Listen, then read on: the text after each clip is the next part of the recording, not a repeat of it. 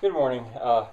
Today is the 180th day, the last day of the fourth year. I'll probably stretch it, I will stretch it out over several days, but so be it. I'm going to look back at the fourth year. I have needed to do that. I have sort of been teaching all out for so long. And I had a dream the other night. I wouldn't normally share this with you. I have a commonly recurring dream, maybe 20 times, maybe not that much, of being sort of like a nightmare, of being lost in a foreign city at night. But this was a little bit similar, but it was during the day, and I was in trouble. In my dream, I had climbed a tower. I think it was on a Gothic cathedral or something. I'd climbed way up to the top of this tower. And some students, I think, had come with me. They were behind me or something. And I got way up there, and I realized I can't get down. I had gone through areas that I was not now able to get down. And in the dream, my students went and they were going to find the police, or they were going to fetch me with a helicopter. You know how dreams are. But in the dream, I finally settled down and saw a way to get back down. And I managed, I had to rest and I had to calm down, and I found a way to get back down. It was a strange dream. But it also makes me think of Ariadne's string. Ariadne, I've mentioned that before, she's the woman that gave Theseus the ball of twine when he went into the maze. He unraveled it, and to find his way out, he rolled it back up. Well, I sort of feel like that in my teaching. I've taught so far and in new fields and new materials that what do? I'm lost. Well, I can get myself found.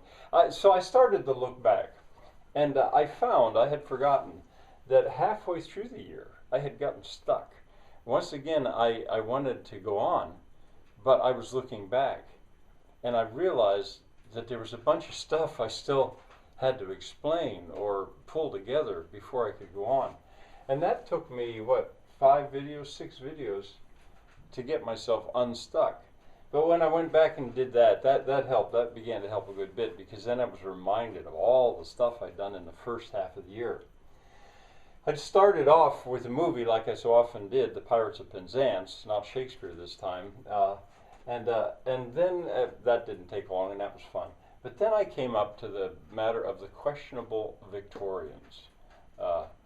Those Victorians, what they had done, and were they okay? And at that time, I put for myself a sort of a year's quest of to figure out why, for me personally, the beauty in so much of the world fades away. Architecture, art, music, literature, fashion, and it was around 1880 or so, and I talk about it some at the time. The year's over, and I stopped thinking about it so intensely, but I figured I should come up with some kind of an answer, and it's going to seem strange, but here's the best I can come up with.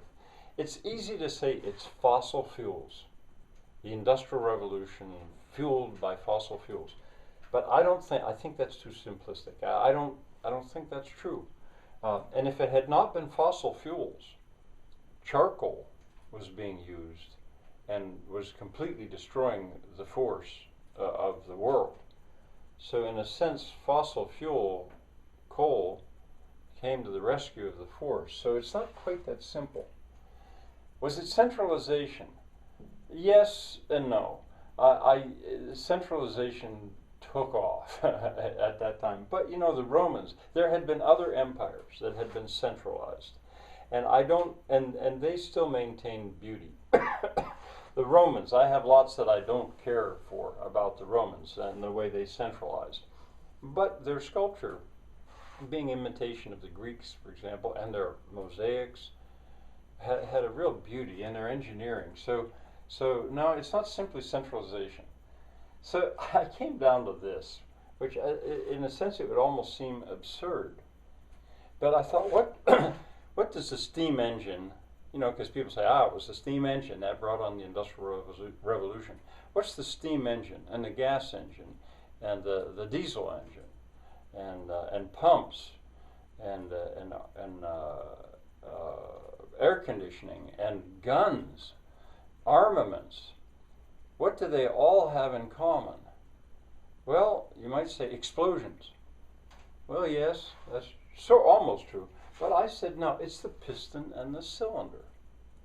I never heard anybody else say that. But that's what is there every time. In the case of a projectile, well, not a rocket maybe, but for so many guns and cannons and howitzers and things, all through World War II, it was a projectile and a barrel. The projectile's like the piston, the barrel's like the cylinder.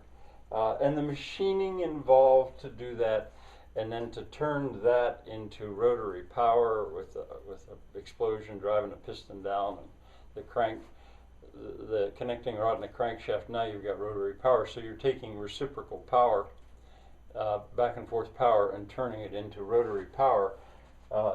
This is just send it off and kill somebody or destroy somebody. But anyway, that's what I came up with. The metallurgy, the machining. But when you go further back, it's not as if they didn't know that there was such a thing. But so there you have it. And there I listed these things: steam engine, gas, diesel, firearms, pumps, air conditioning. Pumps actually don't go that far back. See the whole gravity irrigation that I talk about, and the fountains that rely on pumps are, for me, don't have the same beauty. Well, in any case. All right, so there's my answer after a year. Now, I launched into some very, very long, maybe tedious projects. I went through the story of English.